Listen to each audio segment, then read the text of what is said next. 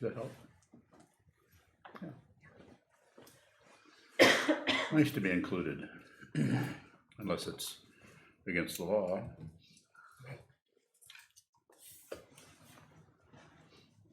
And then it might not be too bad if you don't get caught. I'm sure everybody's thinking about a different thing that's against the law that they would like to get away with. Or not. Or they're not thinking that. So, do's and don'ts. Is that? I didn't realize what you meant until when you explained it to me. Oh, she didn't? It says do, and then it says zen. Do, and then zen, and then don'ts. More do's and don'ts. Oh, more do's and don'ts. You really didn't get it? Ah. You're joking, right? Yeah. Oh, that's a good cover up. Yeah, well, that's why I ran that second line past you. I was going to use your. Didn't get that. You didn't get that one either. Yeah, do's and don'ts, or you could say dozen donuts. Yeah, dozen donuts. You didn't, yeah, well, it's not really that funny, but it's just cuts into the boredom. Not very clever. You're not, right? Nor am I. That's why you're here. So the idea here is, I have lots of don'ts. I have some do's. Do get into the zendo and do meditate. Train your mind. Whatever that is to you. I mean, I'm not here to badger you into training your mind the way I say to do it. I would like you to try that out. It's very simple. Sit down, hold still, have all the senses open, and watch what happens. It's that simple. I can say it in one sentence. And from there, it's very, very difficult. And the reason it's so difficult is because your technique is not giving you much of a reference point. It is, you could say, even kind of forcing you or crowding you into use the natural reference points of the body, the natural reference points of color, space, smell, taste, touch. Very, very minimalist.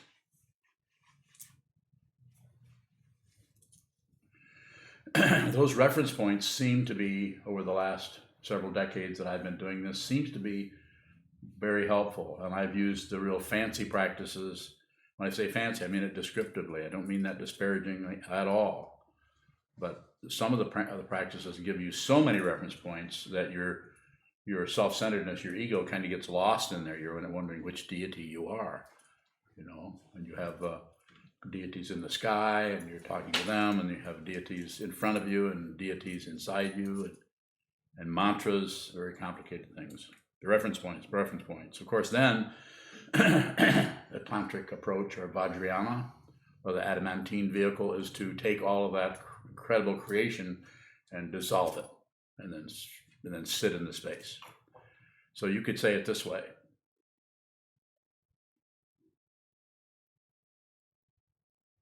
Get it? In other words, don't do anything with it. Don't say anything. Don't do anything. Less is better. A minimalist. You have your body wake up in the morning and you find yourself, because you've done it so many times, at this point, you're not really amazed that you're still embodied. You're not actually a human body. You probably know that. Probably caught on to that. Maybe. If you haven't, take a look at it. Hold still and watch this body. Look at this body and you'll see that this is not real. It's here, but it's temporary relative to everything else that is happening, just like everything is temporary. It might be the Himalayas, but those are temporary. They might last millions of years, but it's just a relative situation.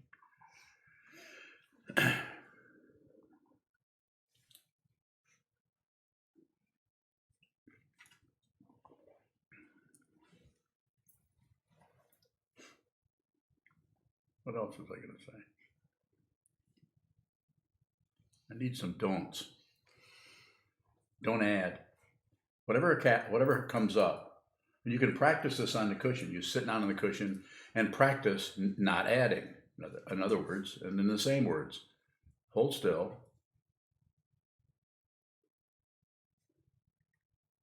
watch what comes up. And also, what comes up may be your tendency or your knee-jerk reaction to add to that, to make a dumb or smart comment or clever comment on everything that arises.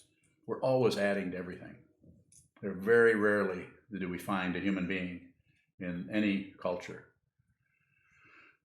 Not that I've looked at all of them, but it's very rare to find somebody who's just here, just present. It's so simple. It's not some kind of transcendental falderall or whatever. It's not some amazing otherness that's going on. It's just this. I don't particularly care whether you become a Buddhist or not. I think it would help to do that, but maybe you can practice an awareness practice without subscribing or attaching yourself or using the teachings of the Buddha as a support. Only you are going to know that. So don't add, don't subtract. Whatever's arising, don't judge it. Don't take away from its original value, its original first thought. The first thing that comes up is that's it. Anything else is addition, is extra, it's extra, it's extra. It's trying to make something out of that as either valuable, I really need this, or something we don't like, I don't need that, I don't need it, that's too much. Or the other one is, who cares about that? Constant positive, negative, and neutral reference points are happening outside of any teachings. And we notice this, each one of us notices this come up in different ways. It always has attached to it a lot of little connectors, a lot of little thought balloons are hooked onto that little cartoon of your thought pattern that are telling you, I like this, I like it, I don't like it, this is good, they did this, if it hadn't been for this, this wouldn't happen. And now I'm starting to do this, is this going to work? Should I do this? Who can I trust to even ask about such a thing? Do I dare ask my friends, my mother, my father, my meditation teacher? Do I dare? What will they think if I bring up such a thing? So when I say don't add, I know you can't help but add. You can't help but whatever comes up, to add some, even the thinnest gauze-like membrane over what is there, so you can't quite see what it is because you have your thoughts about it. Something arises, then we think about it. Something else arises, we think about that. And then we think about the thoughts. And then we think about what other people are thinking about our thoughts that we've explained to them. Just watch the news for 10 minutes. It's like living inside of a kidney.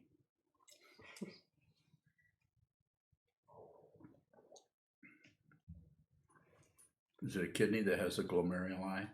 Yeah. I knew it was one of those organs that's full of little tiny things, and somebody counted them once. Well, they must have, or they wouldn't know how many were there. One time somebody sat down and counted the glomeruli in the kidney. You know what number they came up with?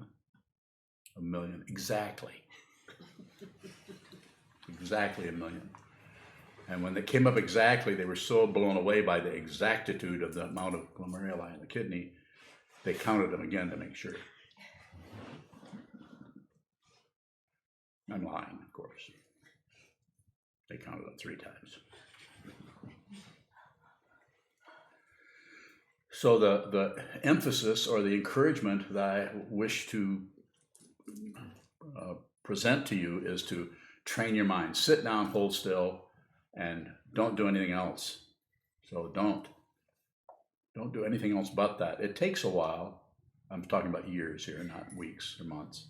It takes a while to slowly train yourself or wean yourself off from this constant demand for some kind of reference point or opinion or idea or value or devalue. We're always looking for something. And if you get on this path, then you're looking to see, are you getting enlightened or not? Are you more clear? There are people that will even sell this kind of promotion to you and say, well, are you feeling, if you're meditating, are you feeling better? And I wouldn't be so presumptuous to tell you what you should be feeling. If you were meditating in the way that I teach and you started saying you were feeling worse, I wouldn't interfere with that. I don't know what you have to, for your path, I don't know what you have to go through. I'm just here to encourage you to do it. We don't know if we've got another lifetime. We probably do. We probably have quite a number, but who's counting? So you may get another chance, you may not. That's why they talk about in one of the slogans, or not slogans, but for reminders is first contemplate the preciousness of being free and well favored, difficult to gain, easy to lose. Now I must do something meaningful, which in this situation is train the mind. Find a way to train this crazy mind that goes this way, goes that way, and likes this and doesn't like that, and has warfare with the very thing that it loves or cares about. Very interesting area to wander into. And that's kind of what sitting still, holding still is. It's kind of a, has anybody ever done any what's called aimless wandering?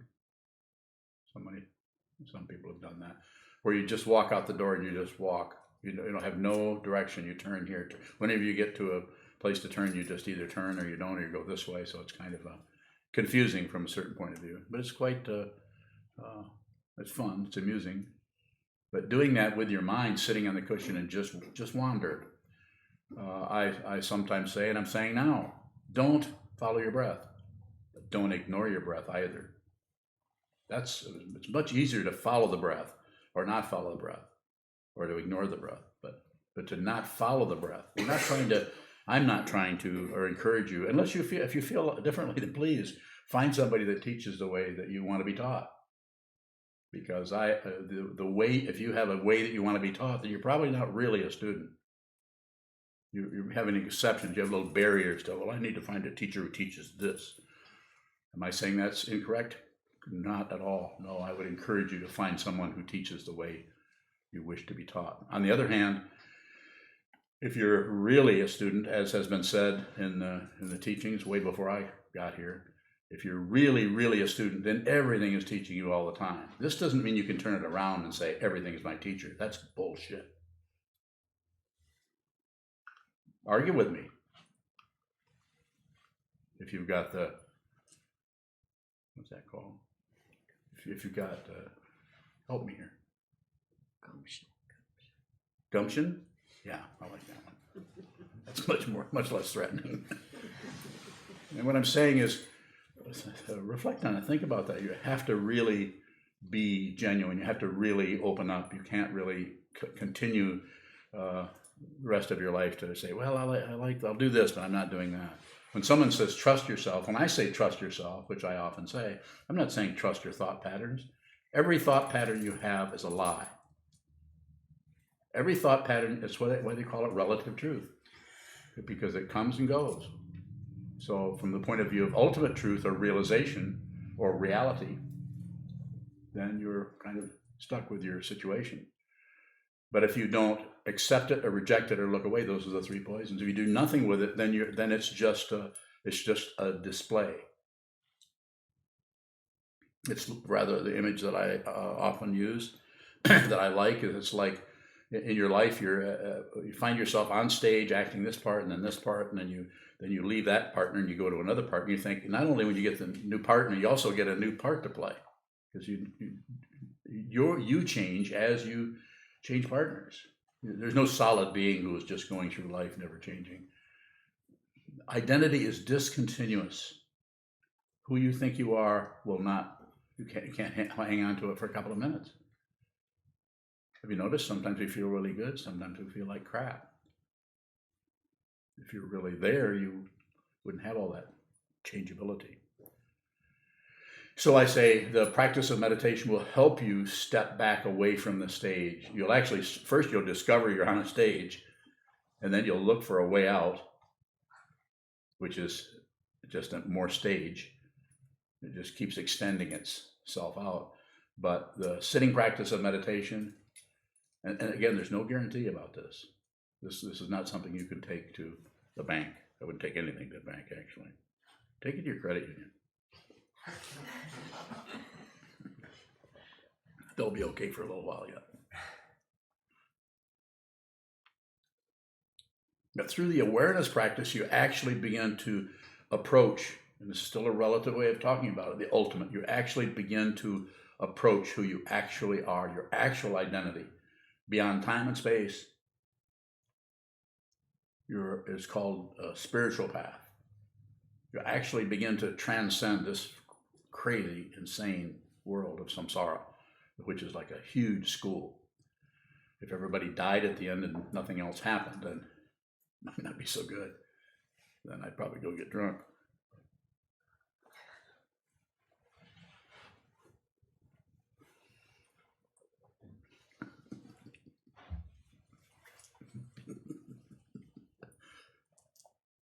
Are you going to the prison? I am. You shouldn't have done anything wrong. You wouldn't have to go to prison.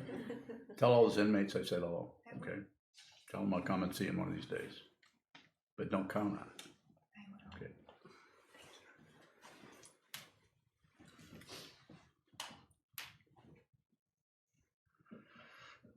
Any questions at this point? Yes. From Sokuzan up in Elk Rapids. Sokuzan. She has 2 questions. First, what would following the breath look like? Second, what would not following the breath look like? Following the breath would the way it is commonly taught is to stay with the breath in order to this is the shamatha practice or the Tibetan practice of shine, or resting in tranquility. And it's not just resting in tranquility, it's actually creating a tranquility that's called attachment to a self who is meditating. I'm not saying you shouldn't do that. Do it if you want to.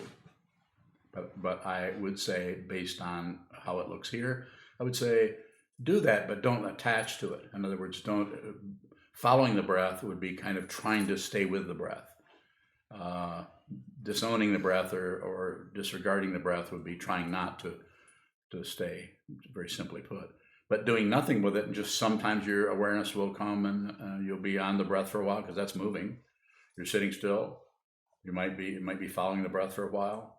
You might then a cardinal might make a noise out in the tree. And you might drop the breath without thinking about it. You might just move the awareness would just go out to the cardinal. Come back. Some other things might arise in the mind, like the words cardinal. Then you would watch that. It's not about stopping the thinking process. It's about not separating yourself from anything. Just whatever's moving, that's what you are, who you are.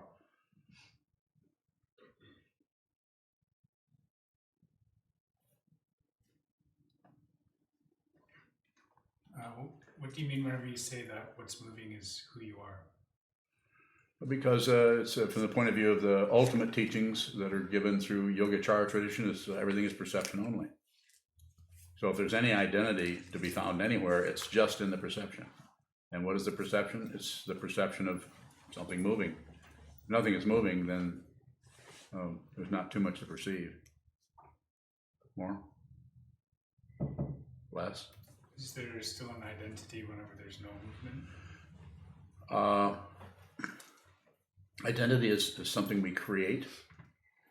So we create an identity is something about something else. It's like that's why someone receives precepts or vows. That's why we change your name, to help you shift gears a little bit out of the self-centeredness you were given when you were a child, and then into a new name. Like your name is Shoka, and that means ring of bologna. Is that it? Something like that. Pickle bologna. Yeah. Now, what does it mean? Running baloney? No, what does it really mean? Crystal River? Bright water or crystal river. Yeah, Crystal River. Yeah. Did you take that as a compliment? Or did you think I was complimenting you when I gave you that name? You sure? Okay. I wasn't. Yes. 2 questions from Shane out in California. Shane out in California. His first one is, He's out of bed? Pardon me? He's out of bed already? Let's say 8:30. Okay. He should. He asks, are you being genuine even when you're not being genuine?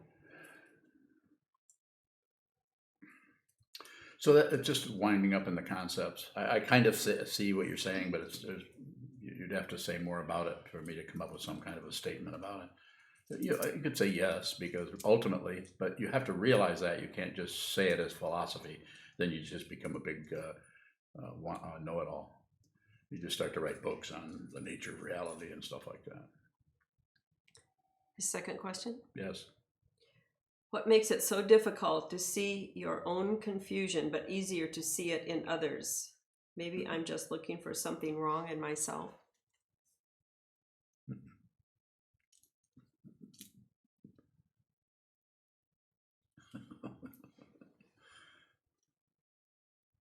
What was your question? What makes it so difficult to see your own confusion, but easier to see it in others? So a little bit of a response to that would be where some of the confusion you see in others is actually your projection. I would say not all of it, but maybe 99.9%. Pretty much quite a bit of it. When you look at someone else and whatever they're doing, even if they're doing it, the projection part comes from you think they're separate from you and they're doing something wrong. And it is not that they're not doing something harmful or not very helpful or confusing or adding to the whole divisiveness, but we tend to project onto them extra warfare.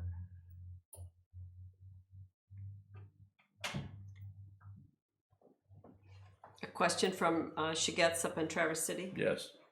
She asks, can you be your thoughts if that's what is moving? Can you be? You are whatever you're looking at. Ultimately that's what you are. If there's any identity going on at all, it's discontinuous. And if you stop fighting with your ideas and your thoughts and your emotions and your feelings and all of the structures that come up to just give us a hard time, which is based on your karma, the vasanas that come out of in the Yogacara tradition called the eighth consciousness.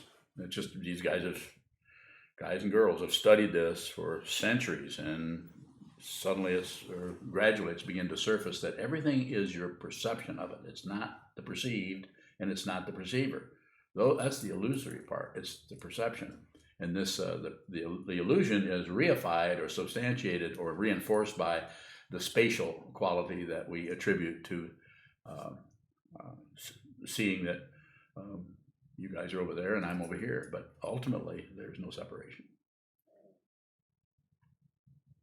What was the question? I don't think I answered it.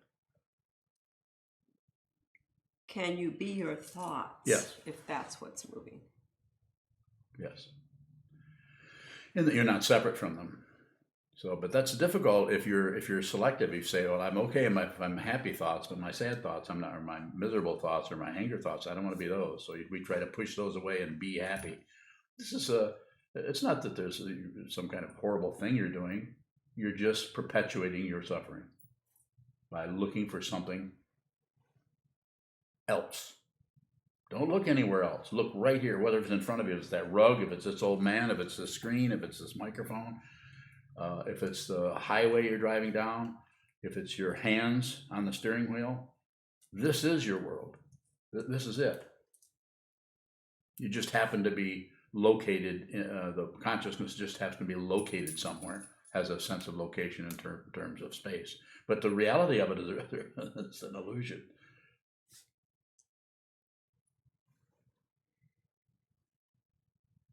Yume.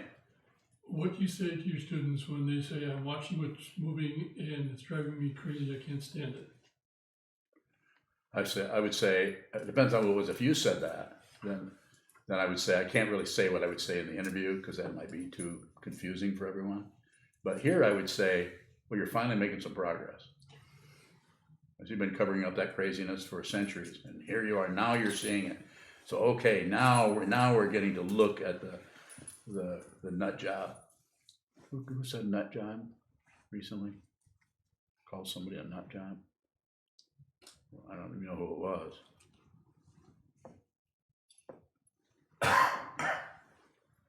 So something like, I guess what I would say, not to be silly about it, I'm saying, but I would try to work with that person. It depends because there's so many considerations, so many variables that would. Three people could say something very similar, and I would respond in different ways depending on. I don't know what it's depending on. It seems like I don't know. I don't plan anything, so I don't have a protocol. I'm from the point of view of knowing what to do. I'm kind of hopeless. And I don't know what to do. You show me what to do by what you do. If you come into the Hojo, sit down and say that exact thing, I probably would ask you some questions about it. I'd ask you how much you were sitting. I would ask you how the craziness or whatever was manifesting itself.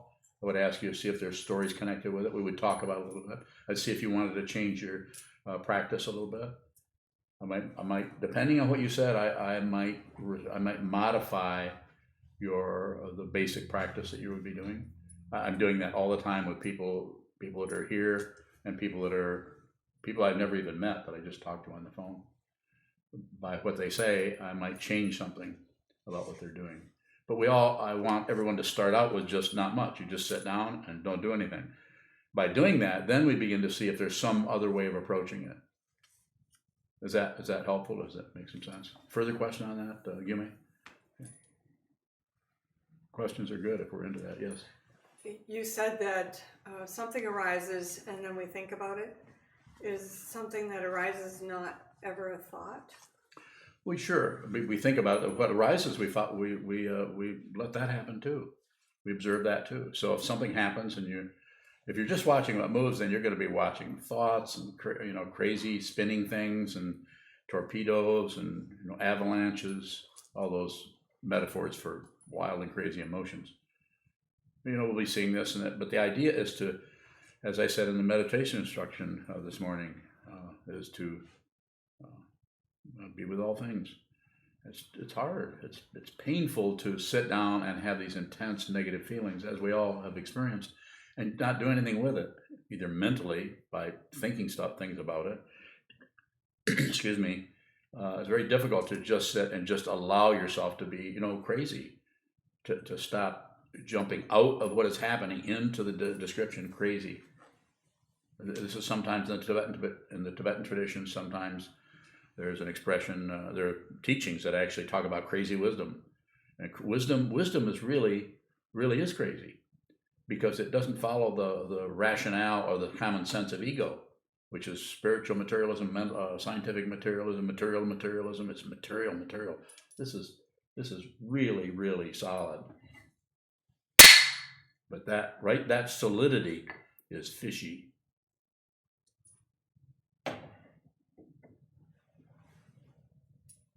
More?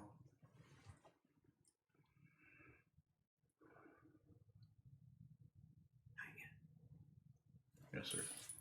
When a thought arises in your mind and you bring your awareness to it and it just disappears, is that just part of everything that's going on? Yeah.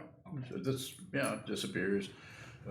Later on, it may come back. But just watching what it does and not taking over and trying to control it or shut it down or fluff it up with extra thoughts that say this particular thought is a good thought. I should be thinking this. So so in the sitting practice, when you're just sitting, holding still, that's the time you just sharpen the blade. In other words, you just look at it. Just look at it, regardless of what it is. David. When we're out in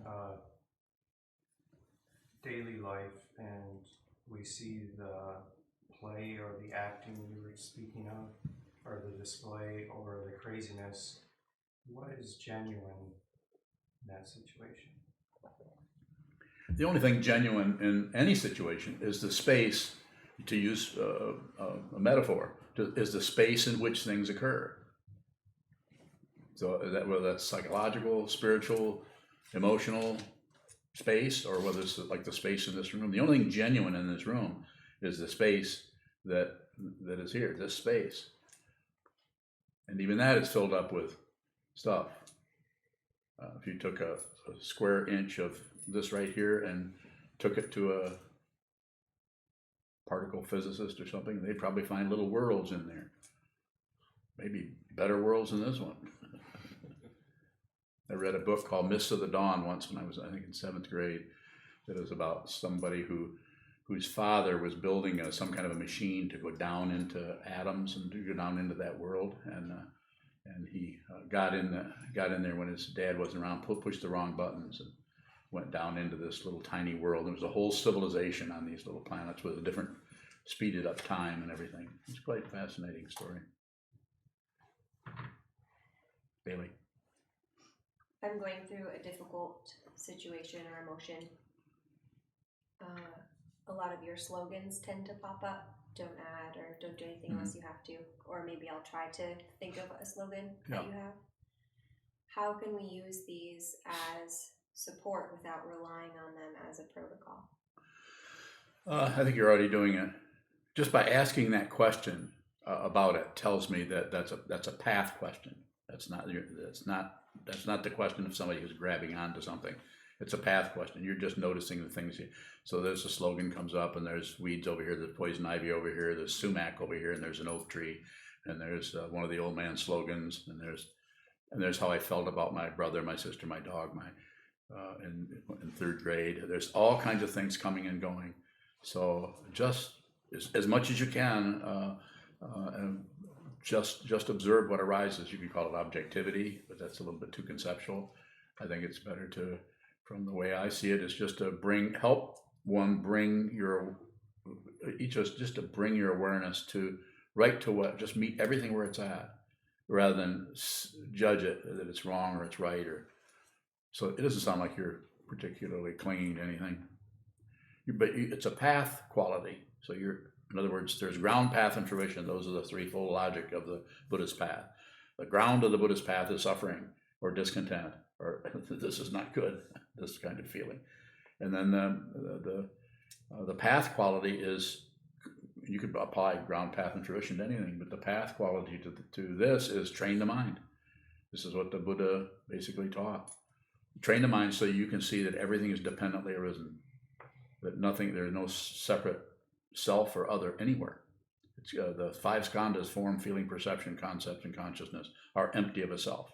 You can look through those five heaps or aggregates, and you can't find an identity happening there. When they get together, they seem to be an identity. We've been hoodwinked. We actually believe that we are somebody. We don't inspect it. What we're saying here is take a look and see if that's real. Find out if there is an observer.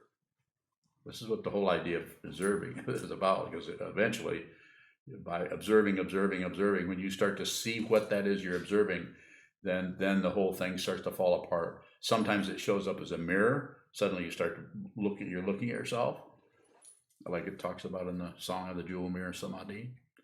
And sometimes you actually, the whole thing in front of you disappears and there's just you. So something that breaks apart.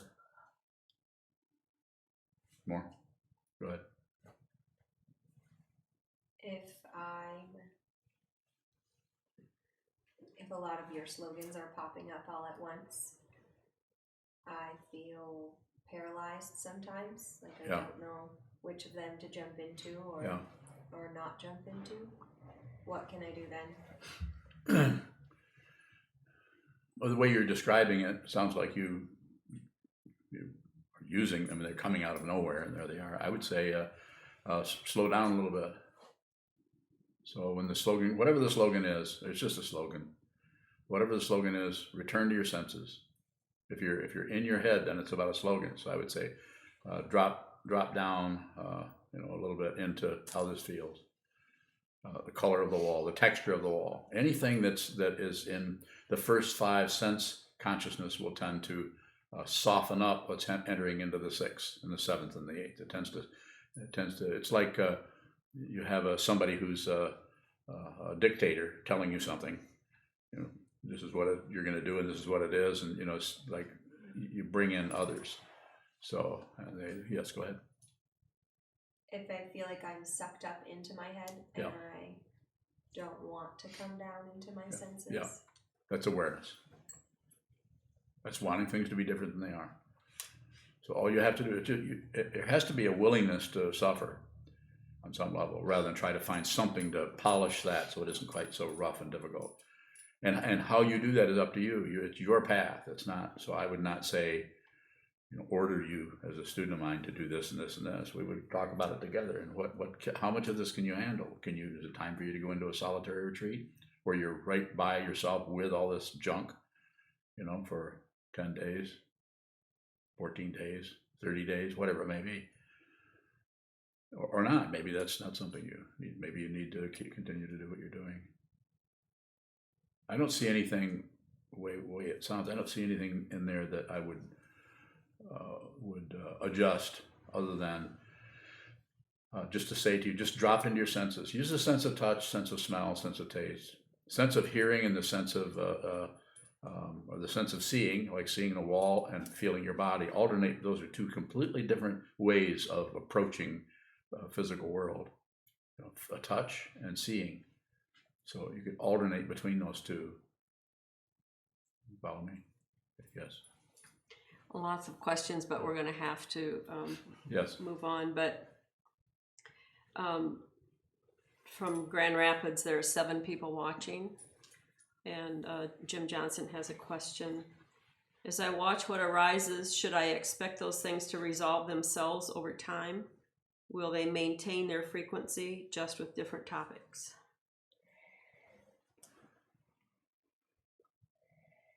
Find out. For me to tell you about it is like saying, "Oh, you don't have to go to Africa. I'll tell you what it's like there. Leave it up to me. You can just stay here." No, you're going to have to go into the jungle of your own mind. I mean, when I say this, it's available. It's right there, but you don't have to do the whole thing at once. You can just. But if you begin receiving whatever comes to you, then you see it a little at a time. You might start out with just underbrush and trees and so on. Eventually you're going to run into some dragons. Africa is full of dragons. One last question then, from William up in Grand Rapids. He said, how do we observe this process? Well, we do it by hold as still as you can so you can see what moves. So if you're doing any kind of meditation, walking meditation, I'm not saying you shouldn't do it. You should trust yourself. In other words, trust the space in which your ideas about what you want to trust or not trust the space in which it occurs, and see if it's actually empty. See if the space is actually full of a lot of opinions and ideas, hopes and fears. So a little bit at a time, sit down and just work with whatever arises. Just work with whatever. It's called the path. Walk the path of the Buddha's Dharma until there's no more path, until you're at the goal, which is not the end of anything. It's might be more like the beginning of something than the end of something. We have to. So we're going to do daily. Yes, we have Okay. about 8 minutes. Okay, to get thank ready. you. You can explain to people. Did our. So we'll stand and dedicate the merit that's in the back of your blue chant books. And once again, I'd like to remind everybody that this Saturday is our all day. And you're welcome to attend from 9 to 9. And remind everyone also that we do have donation boxes in the hallway, and any financial support you can give us is greatly appreciated. May the merit of this penetrate into all places, so that we and every sentient being together can realize the Buddha's way. Ji-ho san shi shi u shi song u sa mo ko sa wo ko ja ho ro mi. The 10 directions, the 3 worlds, all Buddhas, all venerable ones, Bodhisattvas, Mahasattvas, the great Prajna Paramita.